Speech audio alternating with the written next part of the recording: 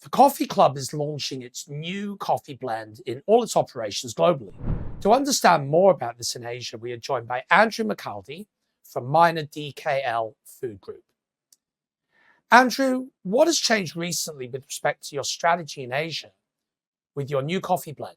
Well, it's our strategy has changed due to the success of our new Three Stories blend in Australia, and our tagline is "It's the best coffee we've ever made." So we feel like it needs to be a global blend that we do offer our customers across the world, and it has been so well received in Australia that it's like, as I said, it's been something we can't hold back from our international partners. And before we do enter a market, and Thailand being our first later in October, we do conduct third-party focus groups and customer research to ensure that that blend is going to be superior to our current blend, but also our competitors' blends as well. And the initial and the final findings from our customers' research has been that our Three Stories blend is superior. It is higher quality beans.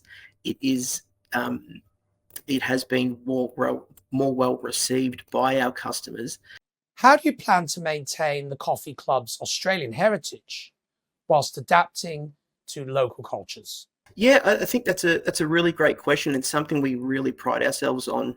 We enter every market with a solid core set of items, in particular our food menu.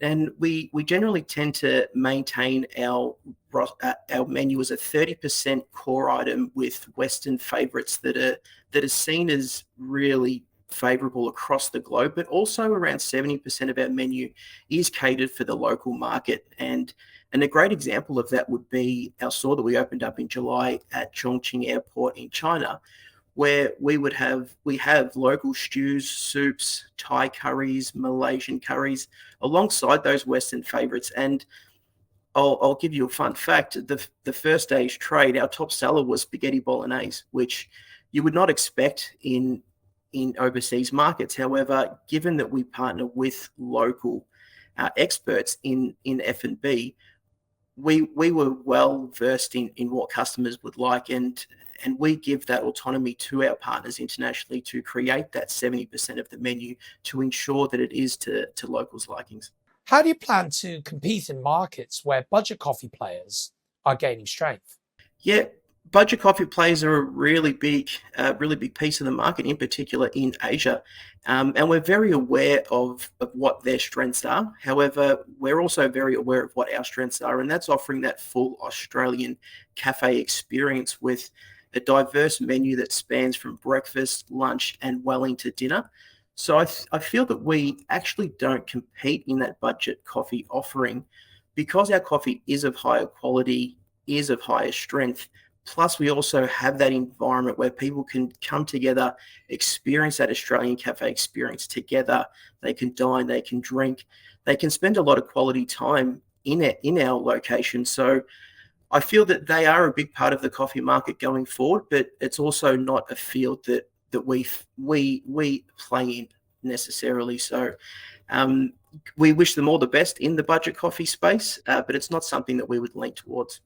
In terms of expansion, Andrew, where do you see your opportunities? We see our opportunities largely with our current partner portfolio, given that we've got such strong relationships and have got such long-term partners. We're confident in their expansion in their current regions, and in particular Thailand, Indonesia, and the UAE.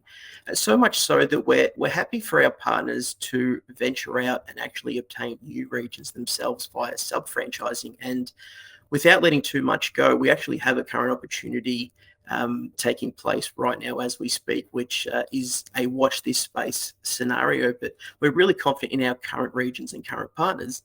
Additionally, China, in 2025, we will be actively searching for a master franchise in China, in mainland China. As you know, we currently have 2 stores in Chongqing Airport, and to venture out into mainland China is a huge goal for us in 2025. Thank you once again for joining us today, Andrew. It's been my pleasure. Thanks for having me. Again, that was Andrew McCaldy, General Manager of International at Minor DKL Food Group.